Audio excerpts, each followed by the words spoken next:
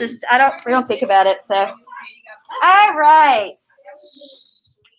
So, when we left off on Friday, we were just about to start talking about George Washington. And today, we're going to spend a lot of time talking about George because we're up to George. What's nice from this kind of point forward is we kind of follow the presidents. Not 100% in chronology, but I try because I think it makes the flow a little easier if we go in order. Now, we'll get to a couple of time periods, like I said, where it'll branch out a little bit, but I do try to keep you, on the presidents because, to me, it just, if we're going in order, it flows better. All right. So, where we left off on Friday, I'm glad to see you guys back. Hope you had a good weekend. We talked about that George was. Why is that? Well, because when they looked at him, it seemed like that he had the experience, he was well thought of. He was 6'2". Now, that doesn't exactly sound like a selling point, but considering that at this time, most people were well under 5 foot, it kind of made him stand out literally head and shoulders above the rest. He stood out in a crowd. George wasn't the guy who blended in the photo. And so because of that, he seems to be this natural choice. Some other things you need to know about George. George doesn't really necessarily want to be president. George doesn't really necessarily want to be president. Here's what I mean by that. For one thing, he's older.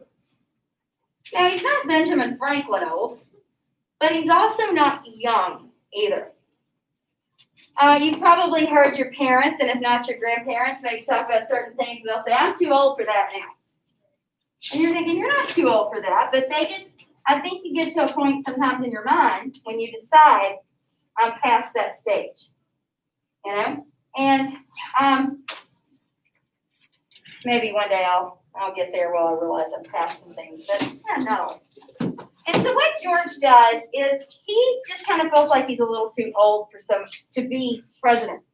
I feel like one of the major reasons for that is not that he doesn't think he has the skills for the job. I think it's more he doesn't want the headaches that go with it. And also, to be quite frank, I don't think he wants to fail. This is a guy who's known failure in his life, right? I mean, that whole French and Indian War thing did not turn out so hot for him. And he doesn't want to be in an experience again where he just absolutely fails at what he's doing. I mean, that's respectable. And it's understandable. Not that failure is ever fun, but when you're younger, especially earlier in your career, you're more likely to take risk because, for lack of a better term, in some ways you have less responsibility. There are certain things that I would have done before having my child that I'm not as likely to do.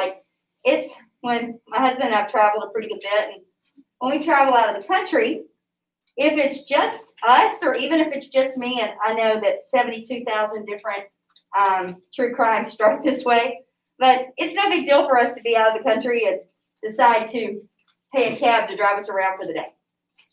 You can pay in a lot of places. You can pay $25 and you can have the cab all day. Go all over the island or go all over the city.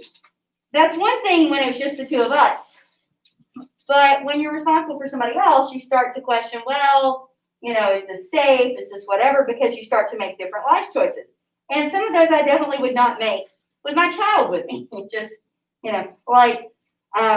I have zip-lined on some more than questionable zip lines. Love zip-lining. In fact, one, it consisted of a few mattresses and some wires, and I'm like, let's do this. This looks awesome. Now, I would never do that with mine. Never be like, come on, Micah, don't be afraid. Jump up there, kid. No. Why? Because different stages, we have different, responsibilities and fear levels. So here's the deal with Washington. He's gotten a little bit older. He also got married. Now, to call Martha the love of his life I think might be a little generous because it's assuming that people back then got married for love.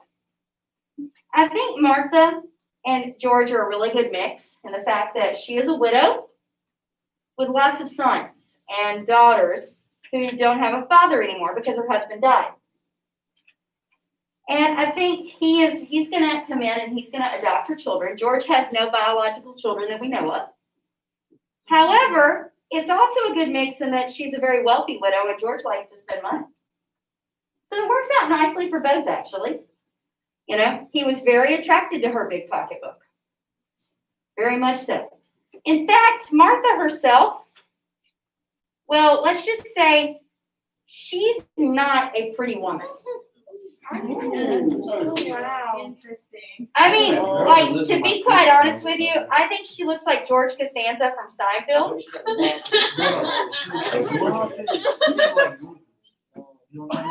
That's You are so. you are mean. Yes. Not bad. Yeah.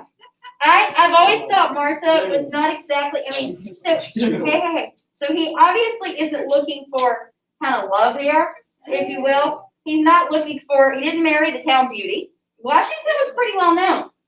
He could have married, if it was just about attraction, he could have married a more attractive lady. However, there's something pretty attractive that money doesn't go out of style. And so he apparently is very attracted to Martha's money. I'm just kidding. I shouldn't make that assumption, but he does like to spend a lot and she's wealthy. And so he marries her, he adopts her kids, and they live in Mount Vernon. And there, George is kind of settled in Mount Vernon.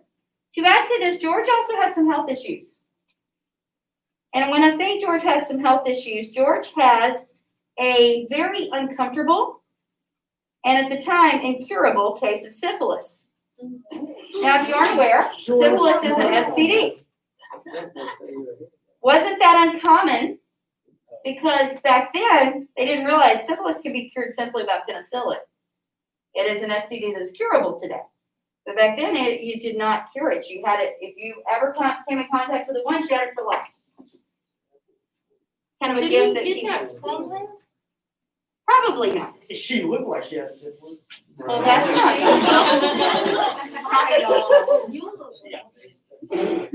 I have a statement to follow that up, but we are on video, so I'll leave that alone. Okay.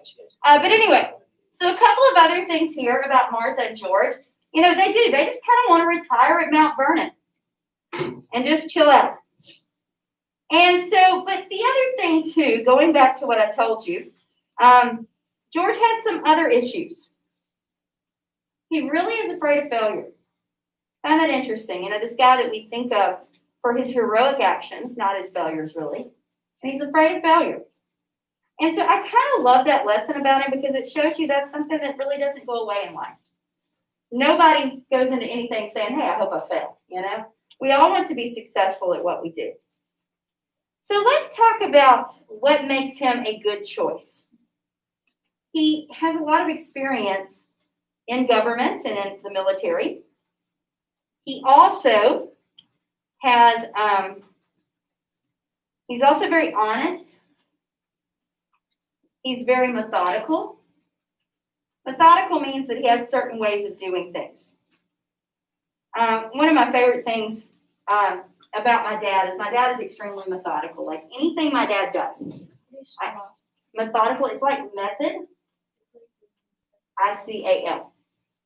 And I can watch my dad, if he is even something as simple as like breaking pecans. He does it a very simple way every time. And it's always the same and it's always right. And those are the kind of people that you want to do things. You want a surgeon who's methodical. You don't want a surgeon who's going to operate on you that's like, let's just do what we got here. You know, you want somebody who's going to come in and they're going to follow the rules and do it the right way. Those are the kind of people you want in leadership. One of the things I love about Dr. Payton, and there are a lot of things I like about Dr. Payton, but one of the things I really love about her is she's very methodical.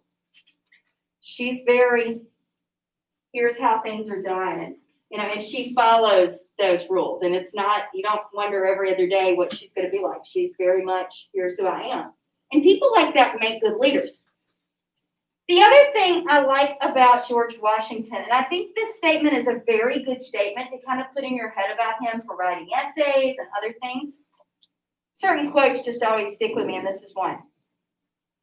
He is balanced rather than brilliant.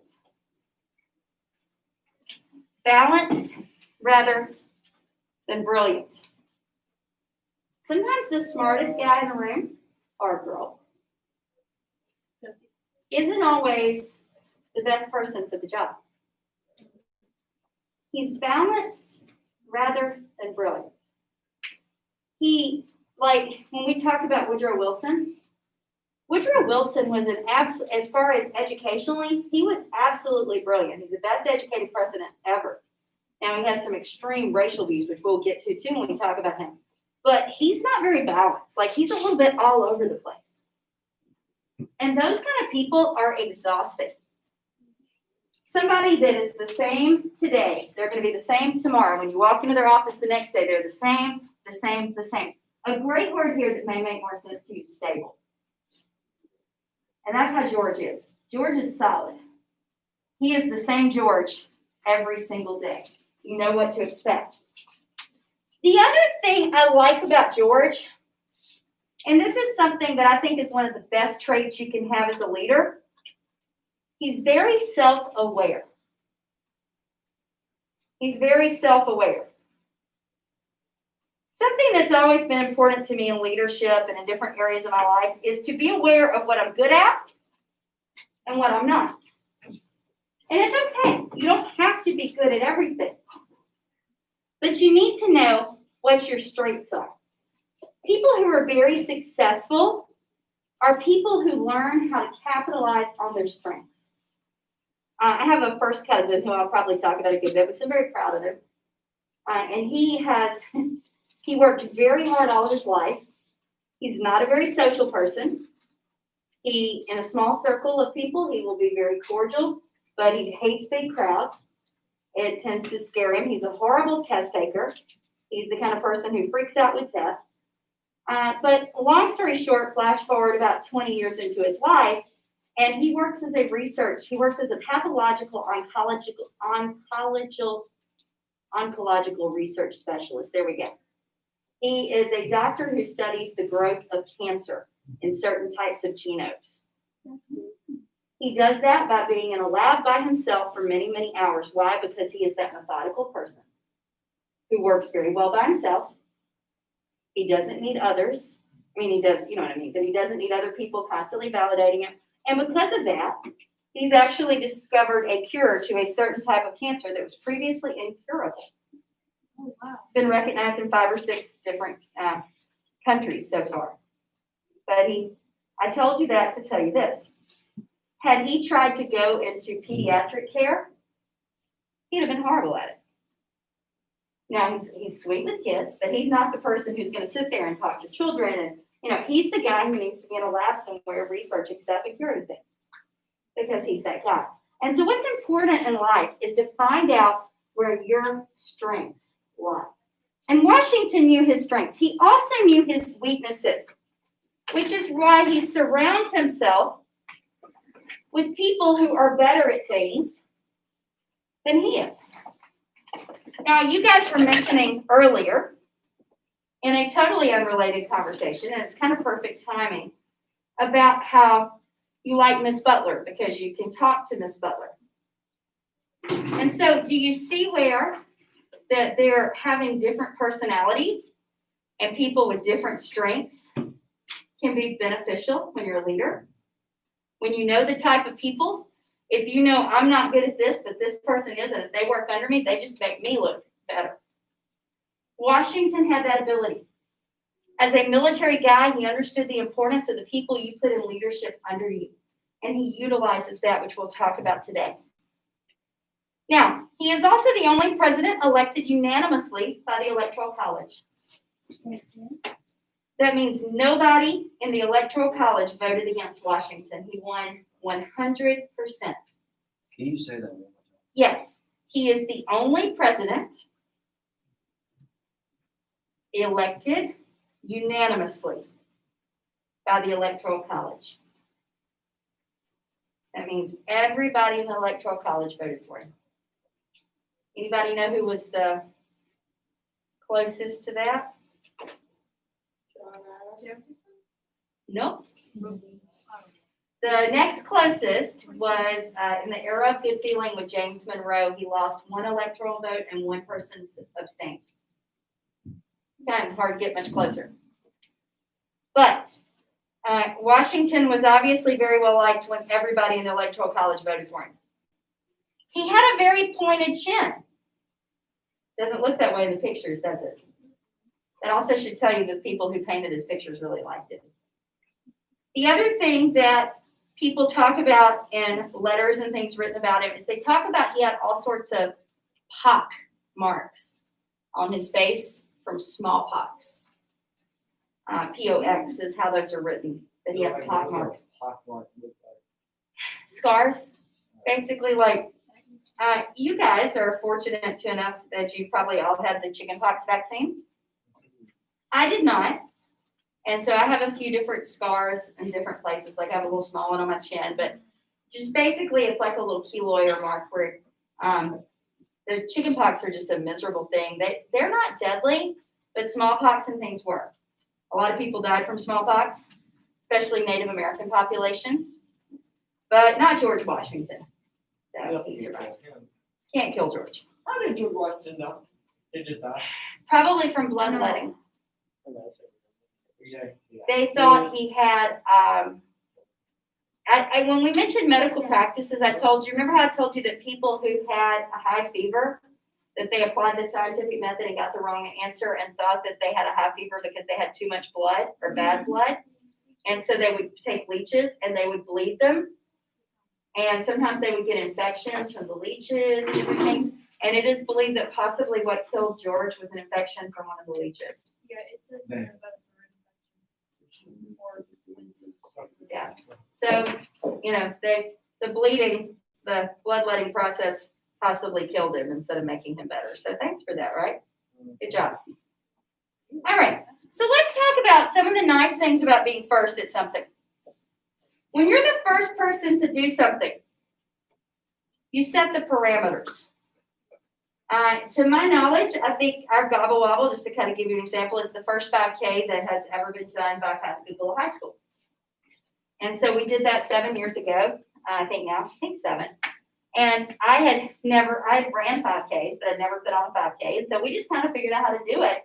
And so if I were to leave and go somewhere else, I'm sure whoever would come after me, they would say, well, this is how we do this. Why? Because after you do something, the way that it's done becomes a precedent. A pattern, yes. Now, precedent was actually on the test last week, and I told several of you, if you asked me what it meant, just the precedent is an established way that things are done. It becomes the norm. And so the precedent is that things are done a certain way. Now, the year that I was pregnant with Micah, we usually do NHD either in January or February, and he was due very early February. And so I didn't want to wait to have local contests and then for some reason go out early and have whoever was doing my maternity leave stuck trying to put on a History Day contest. And so we actually did History Day that year in December.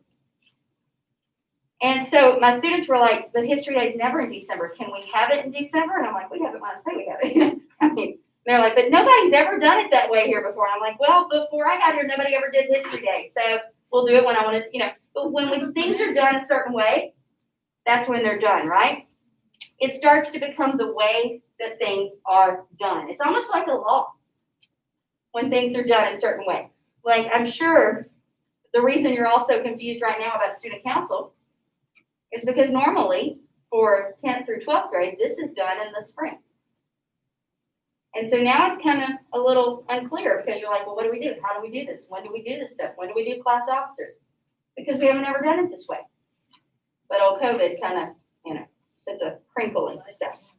All right. So with being the first, he's going to do some things that are going to become associated so much with the president that they're just kind of the norm now. To give you an example, he decides that the position will pay a salary. Now, it's kind of funny because the textbooks, a lot of them will say, you know, well, he didn't really think it needed to be a salary, but he thought he didn't need it, but for future people, he thought it was necessary. And then some of them talk about a meager salary, which compared to like major CEOs and CFOs, what the president makes is nothing. However, to be fair, what Washington made then with inflation would be more than what the president makes now. And to add to that, I've also read some other things that don't have quite such a patriotic view of Washington from that perspective. They argue that the truth is Martha was cutting him off. He was spending too much money. And so Martha quit being so generous with her money and put a limit on it. And so George is like, hey, I think I need to get a salary.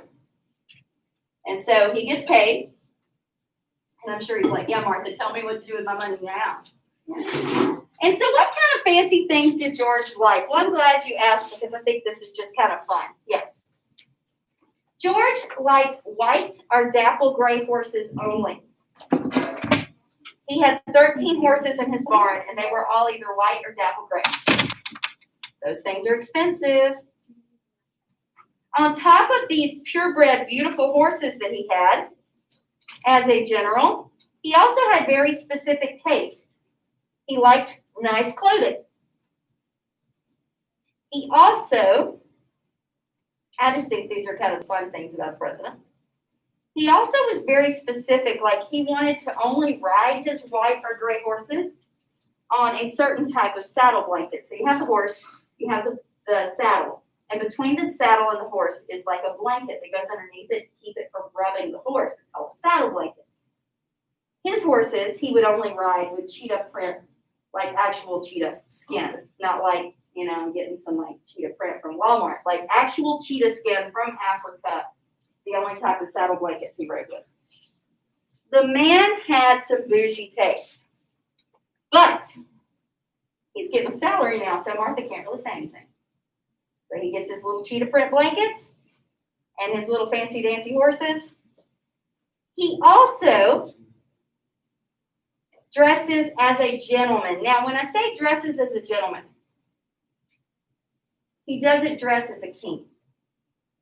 And if you think about the president today, or any time in our history, he has always dressed as like a businessman would. You know, he doesn't wear a tux every day. He doesn't wear a crown. He doesn't wear robes of fur like the king would have in France or somewhere. But instead, he wears what like a businessman would wear at that time. And so the same is true for George. And so he kind of sets that precedent. He doesn't come in dressed in formal attire. He dresses like a gentleman.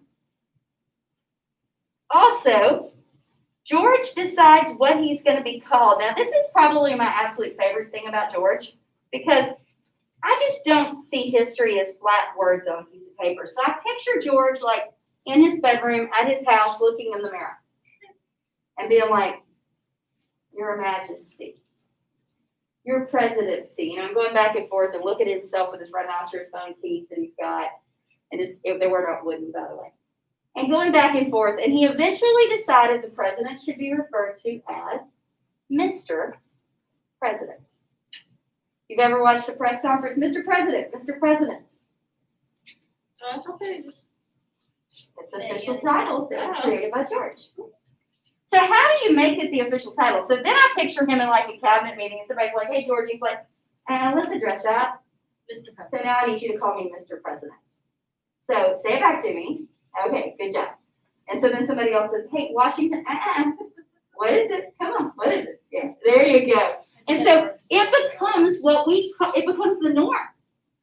And it was something George like developed on his own. It's approachable. It's not like your royalty or your highness, but it's still kind of funny to me anyway.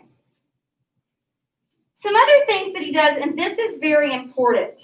There is nowhere in the Constitution that it says the president will have a cabinet. But it does say that the president can appoint domestic positions. And so George establishes a cabinet. George establishes a cabinet. Now, the president's cabinet is just simply a term for his advisors. Now, I don't know this for a fact, and this is just kind of something that crossed my mind. Some of you are in RTC. Is cabinet a military term? I'm not sure. I don't think it is, but I don't think so. for whatever reason, he calls his advisors his cabinet. And he picks people that are experts in the field. Remember, he's balanced rather than brilliant, right? So if you know you're not good at this, then you put somebody helping you who is.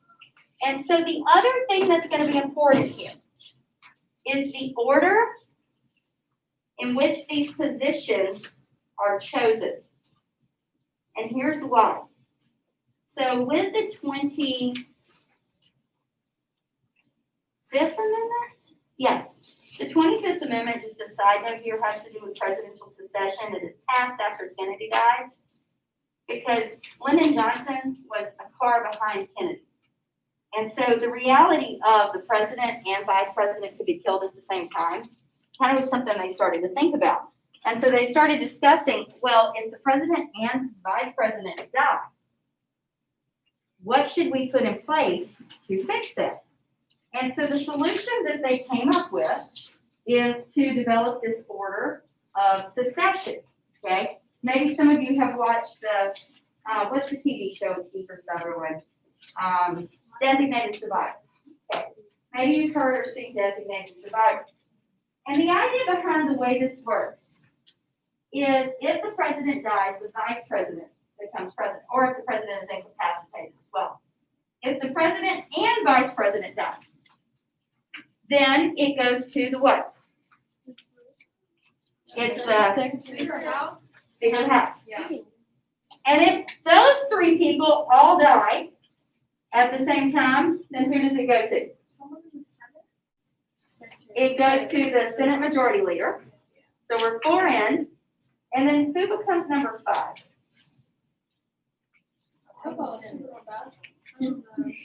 It becomes the first member of the cabinet in the order that the cabinet was created, and it goes through every member. And so that the first one is the Secretary of State, I knew that was which is Thomas Jefferson. And the reason for this is that way you have a plan.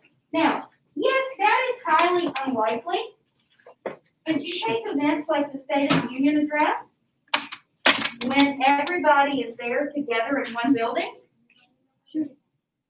That is kind of what, like I said, the TV show Designated Survivor is based around, because what happens is there is always a cabinet member that is in another secure location.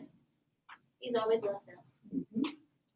And they rotate who it is. That's smart. But that way, if something were to happen, there's always one cabinet member, one member of Congress, and one member of the House of Representatives. You never have everybody in the same place at the same time, because if something were to happen, yes, and that is kind of far-fetched, but I mean, we had September 11th, you know, we've had things like that have happened, things could happen, and so you always leave yourself at least a little bit of protection in case of something, in case of something horrible like that. So, but anyway, so let's go back to this. So the order these positions are created later becomes extremely important. And so Secretary of State with Thomas Jefferson is first, and who better to work on states' rights than a guy who is all about the states. And then you have Secretary of the Treasury, which is Alexander Hamilton. Because that's how they say it. Yeah. So Alexander Hamilton is the perfect guy for the Treasury because Hamilton is going to be a financial genius.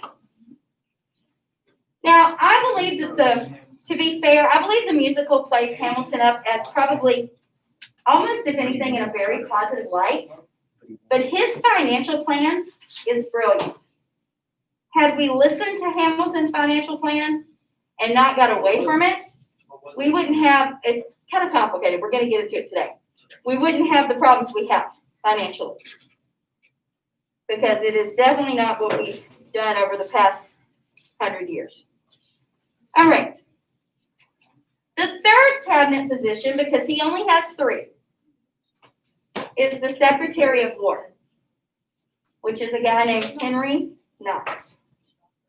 Now, we no longer have a Secretary of War. That department is now called the Department of Defense. Which is the secretary. Yep. I'm surprised I never did it. Yeah. Good old ROTC, it helps. All right. So, and that's why those positions are important. It's not just the power that they hold, but also how it affects us. You know, those guys still affect us today. It is not impossible to think that one of them could become your leader. But if you do watch the film Designated Survivor, it's based on they're supposedly having the State of the Union address, and an outsider comes in and blows up the entire thing. And so that's what takes place. All right. And I think if I remember in the film, like Kiefer Sutherland was about to be fired and he knew it. And he's like 13th in line to be president, and all of a sudden he is now the president of the U.S. Yes, ma'am. Since there's something like that happened in all of like the representatives and all like the things, like they all like died, like would they just have re-elections for everybody? Like all at once? I don't think there's exactly a playbook for that, to be honest with you. I'm not sure what they would do. But the idea is you want some members of every branch, so those members would be there to kind of create stability. But I'm not completely sure how that would work. Now, here's the truth. Most of the time, all the members of Congress, and especially the House of Reps, 435 people, somebody's going to have something. You know, there's almost always something that they're out for. But health issues or, you know, but I don't even begin to know how you rebuild after that, to be honest with you. All right, so moving on a little bit here, let's talk about the Judiciary Act of 1789. So we talked about the president, we talked about his position, and we're mentioning Congress, and so let's talk about this Judiciary Act. Judiciary Act of 1789. Basically what this does is it is passed by Congress, and John Jay becomes the first Supreme Court Chief Justice. John Jay becomes the first Supreme Court Chief Justice. And so he will become the head guy out of 9. And he has a pretty good resume as well with our government. He's another name that kind of falls to the wayside that people don't really recall that much, but he is also impressive. All right. So some other things that you need to know here, a little bit about the birth of political parties. The birth of political parties. So let's talk about the Balancing Act here. I'm sorry. That's okay. I didn't see the first Supreme Court. Supreme Court Chief Justice. That means he's the head of the Supreme Court. You're okay. That's what you need to do is ask when you don't understand. For sure. All right. So let's talk about the National Bank Act. One of Hamilton's better known policies. So to kind of answer your question, Phoenix, about what was so good about his financial policies.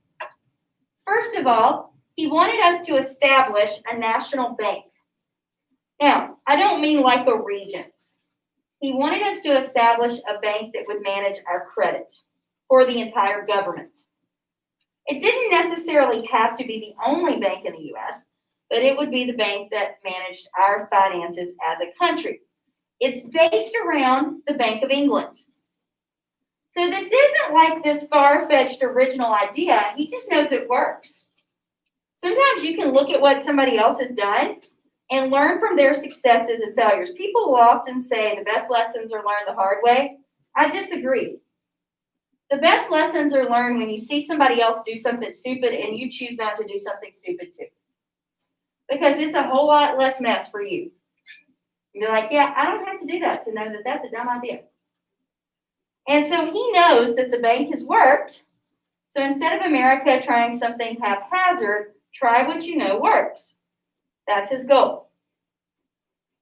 So what he comes up with is this whole bank idea. And so what would happen is this bank would hold any surplus money that we had, as well as it would manage our paper money. Now, to make this happen, he's going to have to negotiate with Congress a lot. First of all, Jefferson totally does not agree with it. Jefferson feels like the bank is, and this is an important term you're going to hear a lot coming up, unconstitutional. Why? Because there is nowhere specifically in the Constitution that says we can have a national bank. And so Hamilton and the Federalists believe in what we're going to call loose construction or interpretation. What that means, where Hamilton believes in loose interpretation and Jefferson believes in strict interpretation or construction. So what does that mean? I'm going to make it pretty simple for you. So this group with Alexander Hamilton develops into the Federalist, and they want loose interpretation or construction. And then over here you've got Thomas Jefferson, and he is about strict interpretation or construction. Here's what that means. If you are a loose interpretationist, you say, well, you didn't tell us we couldn't do it, so therefore it's okay. If it isn't forbidden, it's permitted. If you're a strict interpretationist, you're saying, well, nobody said we could, so we can't do it. You see the difference? So, for instance, you get in trouble for doing something, and you're like, well, you didn't tell me I couldn't do that. You never said that was a no-no, but and so you're being more of a loose interpretationist, where maybe your parental unit is saying, I never told you you could do it. So they're being more of a strict interpretationist. Now, we can see both points, right? This is all based upon a piece of the Constitution called the Necessary and Proper Clause, aka the Elastic Clause. Now, my favorite pants, especially COVID pants, are pants that have elastic in them. Pants that are made to stretch, right? Because stretchy pants cover a multitude of snacks. So when pants have elastic in them, some of you have some of those nice elastic pants, like yoga pants or something, you can wear them for about a 30-pound range. They can be tight, they can be loose, they'll still work, right? Jeans aren't that forgiving. Why? Because they're not elastic. And so what elastic does is elastic stretches. Like I had one of my favorite pair of pants actually. I wore before I was pregnant, and I wore when I was 9 months pregnant. It had some elastic in there, to say the least. They were very giving. So with the elastic clause, you can stretch what it means, right? So would that elastic be loose or strict interpretation? Loose, because you're stretching it out. Where strict is, it is this, it is nothing but this is all it is. Strict is skinny jeans. Strict are those skinny jeans, yes. And if you don't have the right size, skinny jeans can turn into muffin top jeans very fast. Yeah. It can happen to the best of us. All right, so you understand these two different ideas. So Hamilton and Jefferson have completely different philosophies about the way that government needs to be ran. And because of that, they're going to develop into two different political parties. The followers of Hamilton, who are strong federal government supporters, are going to become known as the Federalists. The followers of Jefferson, who do not believe in a strong federal government, but a strong state government, become known as the Democratic Republicans. That has nothing to do with today's Democrats or today's Republicans. So, for our purposes, don't let that confuse you. It's just a different name. Eventually, it gets shortened to Republicans, and then eventually it completely dies out. And then eventually Democrats and Republicans both come back in different parties. So don't associate it with either one of today's parties, really, to be fair. Some people do, but I disagree strongly with that. So one of the issues that's going to happen is Hamilton wants a tariff. He wants a 2% tax on goods. Why? Because the purpose of a tariff is it's a tax on foreign goods, and it's made to protect goods that are made where? Here. At home, domestically, that's right. All right, the other thing Hamilton wants is he wants Congress to assume or to take over states' debts. Now, when somebody pays your debts, who has control? You or them? Them. That's why if your parents tell you you can't do something, you can say, well, you can't make me, and maybe they punish you, maybe they don't, but they don't have to pay stuff for you. Right now, they pay the bills, I'm assuming anyway, and paying the bills is power. They can tell you what you can do. They can tell you where you can go. They can do all those things. Why? Because they're writing the check. You can say, well, I'm going to do this, and they're going to be like, well, with what money? And it is a power that they have. Now, and this is kind of where Hamilton is. He wants for the federal government to pay for the state debt. Now, some states, like New York, they have a big state debt. They're all about it. They're like, yeah, pay our debts. Other states, like Virginia, have very little state debt. And so they're kind of like, I don't see that as very fair. Because they don't want the government paying for somebody else's debts, and eventually it has to be paid with tax money, right? So that comes out of their pocket, really. So they're like, hey, why should we have to make up for your state debt? And so this becomes a big deal. They argue back and forth about whether they should or whether they shouldn't. Eventually, okay, go to that. Eventually, they come up with a compromise. Thank you. The compromise is that the state debts will be paid. But since Virginia had so little state debt, they're going to move the capital city to the south. And it will be split between Maryland and Virginia to make up for that state debt. And there's a great line in Hamilton where Thomas Jefferson says, won't it be nice to work closer from home or closer to home? And that's what it's referencing, is the decision to have it in Virginia instead of New York. All right, so I want to play the cabinet battle for you here. This is the clean version for those of you that are familiar with it. It's not the most clean of Hamilton's songs. No, I don't want one last time. All right. So this is the cabinet battle, or one of the cabinet battles.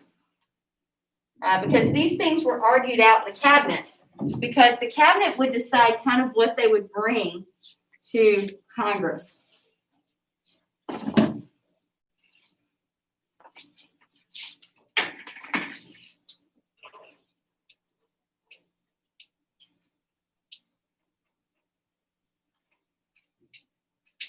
Ladies and gentlemen, you could have been anywhere in the world tonight, but you're here with us in New York City. Are you ready for a cabinet meeting, huh? The issue on the table.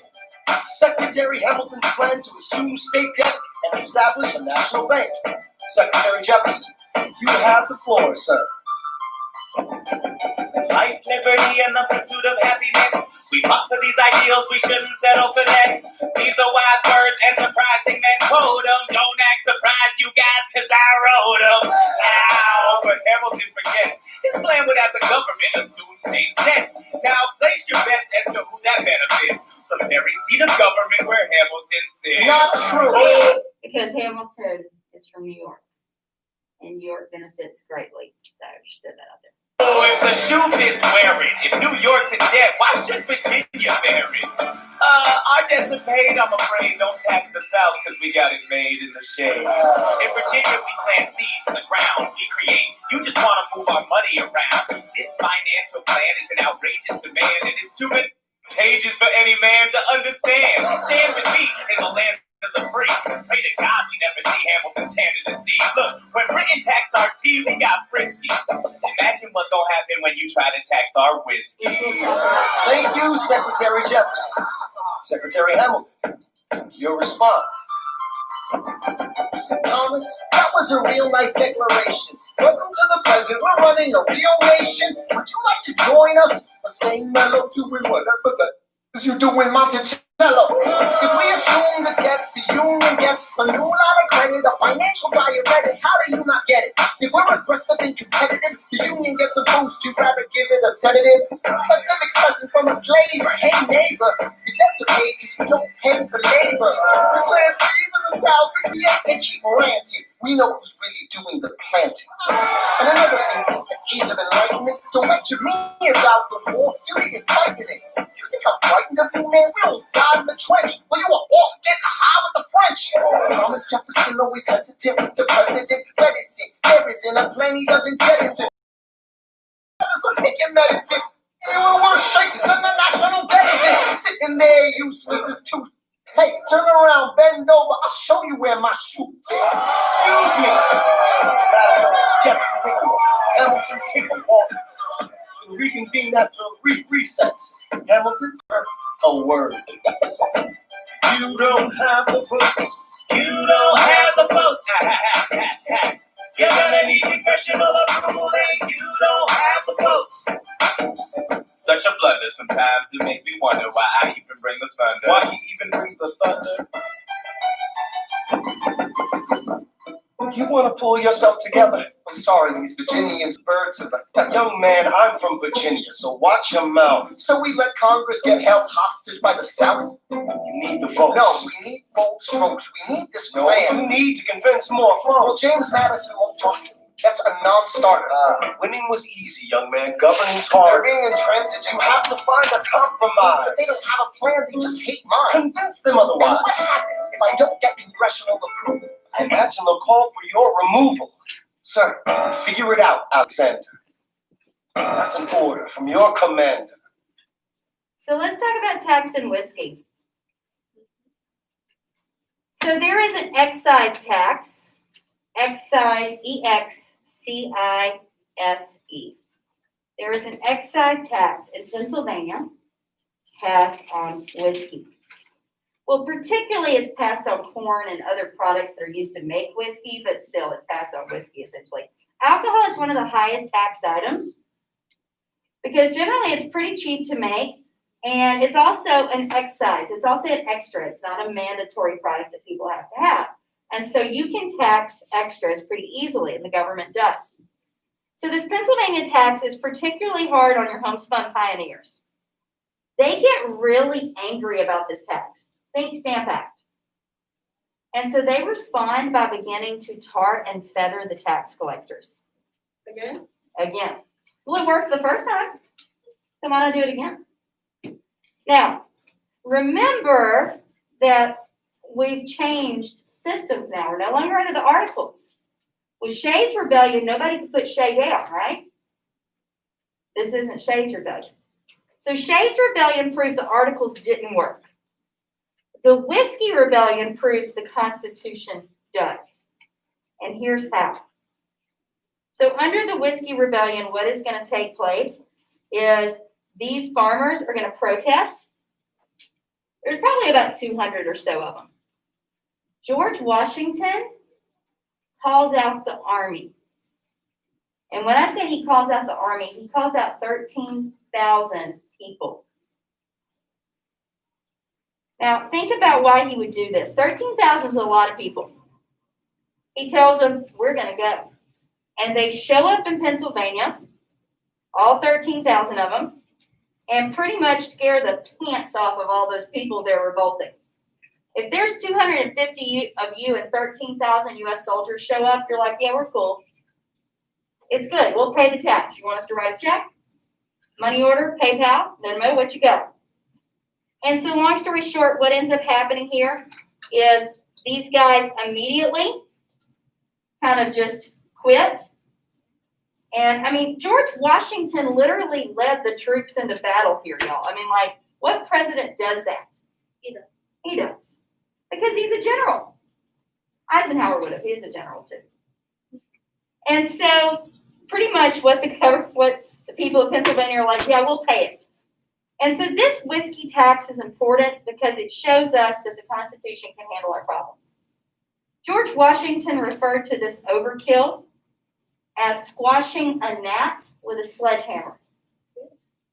But, sometimes if you squash a gnat with a sledgehammer, nobody else is going to do anything. They'll be like, you know what happened last time somebody did that? No, thank you. Have fun. And so this is kind of the same thing.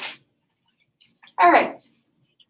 So, at any rate, let's talk about the people who support Jefferson and the people who support Hamilton.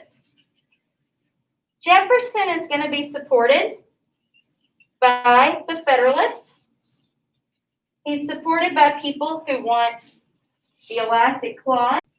I thought Hamilton was a Federalist. I just said it backwards, didn't I? Hamilton is going to be supported by people who want the strong federal government, who want the elastic clause. These are the wealthy. These are the well-born. On the flip side, you have Jefferson, this Democratic Republican Party that is going to be born around him. These are going to be poorer men. They're going to be poor farmers. They're going to be in a lower social class. Jefferson tended to believe in the common man had the ability with education to do great and uncommon things. It's not good enough. And so I said the common man had the ability to do great and uncommon things with education. He was a huge believer in education. And so we see these two very different parties. Now, with this, some key things are going to happen. And the first is going to be the French Revolution. The French Revolution. So check this out. The French Revolution started in 1789. It looks bad, but we don't have a dog to fight. Well, 1792 is where this gets to be a big deal. Because in that year, and I doubt any of you are exact historians of the French Revolution and remember all of this, but in that year, that is when France declares war on Austria. And Britain joins Austria. And so France, do what, huh? Yeah. And so France is now in an international war. Why does this matter for us? The treaty, don't we have to have all international? Not unless they call upon it or they call. Well, we have a treaty with them called the Model Treaty. And that treaty said if they called upon us, we would help. If they don't, we don't have to. But they did call on us. They did? And Washington, yes, is stuck. Do what, huh? The neutrality. Yes, very good. Washington assesses both sides.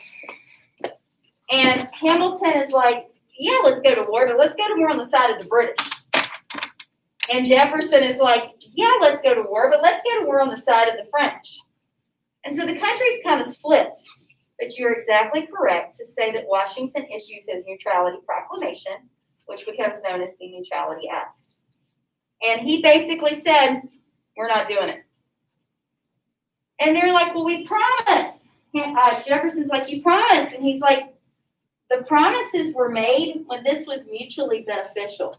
This is not mutually beneficial to us. France stood to gain something by going to war in the United States. They could have gained territory back. In this war, we stood to gain nothing, only to lose. And so he said it would not be beneficial to us. Therefore, we would not be involved. Now, not everybody liked that answer.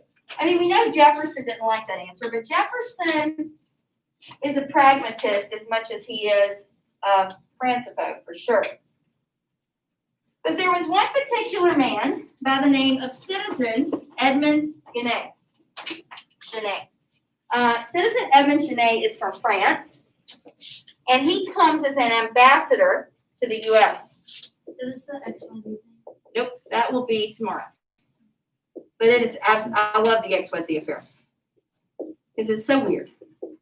So Citizen Genet comes over, and he basically tries to convince Americans to go to war anyway and to usurp President Washington's authority. Now, it's one thing for you to talk about your leader. It's another thing for you to talk about somebody else's leader in your home.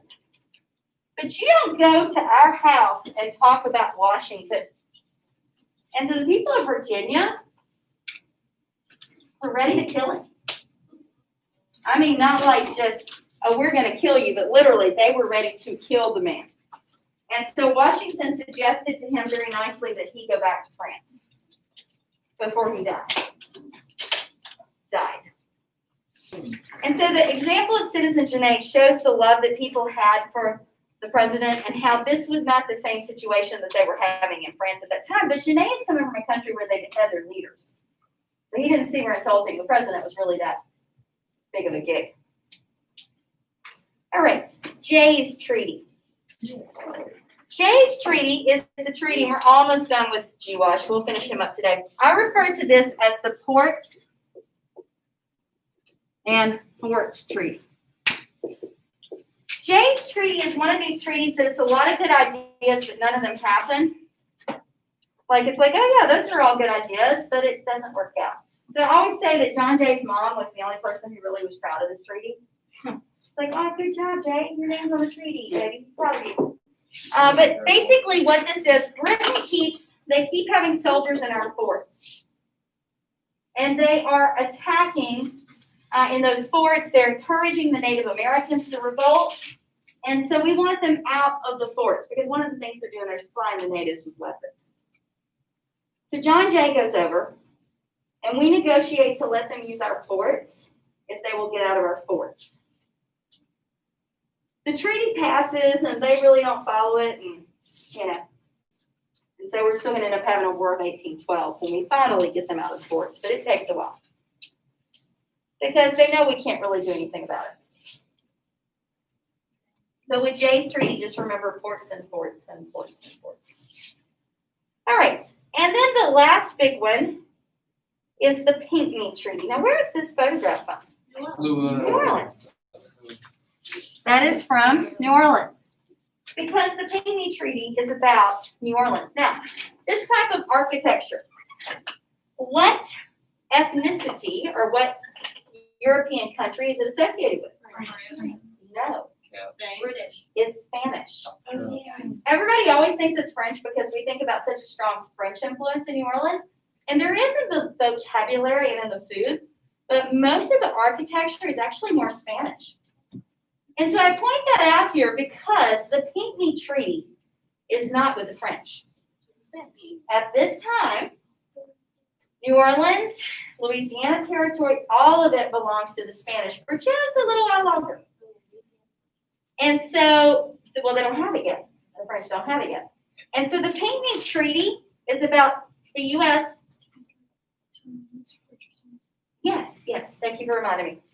The Pinckney Treaty is about the U.S. negotiating with France. I know, see, now I'm confused. The Spanish. Negotiating. Take one of the hanging ones, that'll be perfectly fine.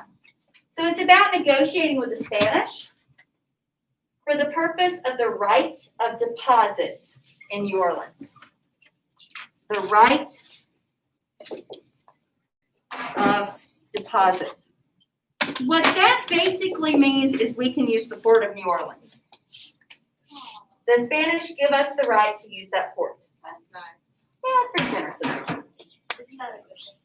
It is for now. What's going to end up happening is we're going to lose that, and that's why we end up purchasing Louisiana from the French, because it changes hands.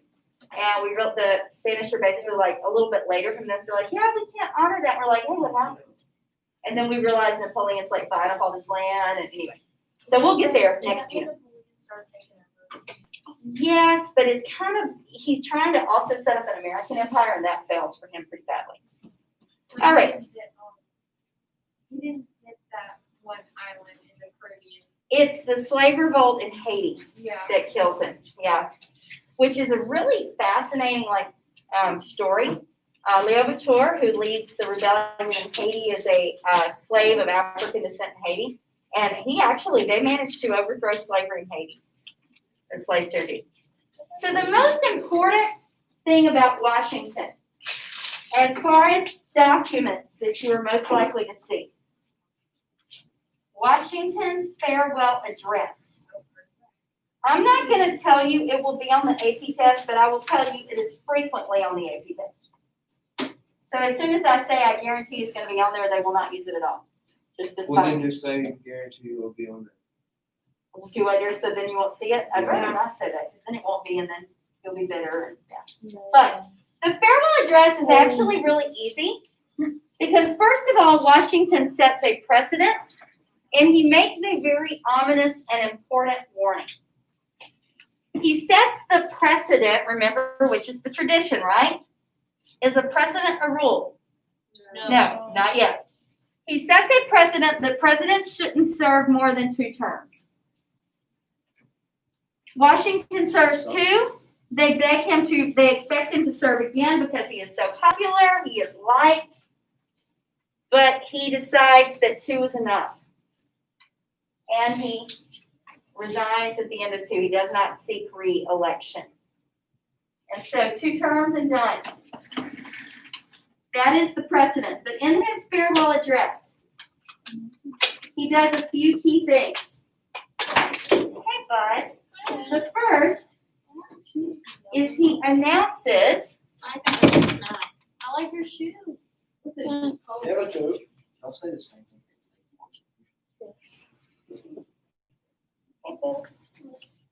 So he announces 2 things. He tells them no political parties. He said all political parties will do is divide us. And we know, did we listen? Absolutely not. No. And then the second warning he gives them after no political parties is to avoid foreign entanglements. In other words, stay out of other countries' business. We don't do that either. What to do? Stay out of other countries' business. Did we listen? No. That would be another big negative. So he gives us 2 really great pieces of advice, and we follow neither. But he will be followed up in a very strange and weird election of John Adams. And that's where we will stop as far as notes. I have a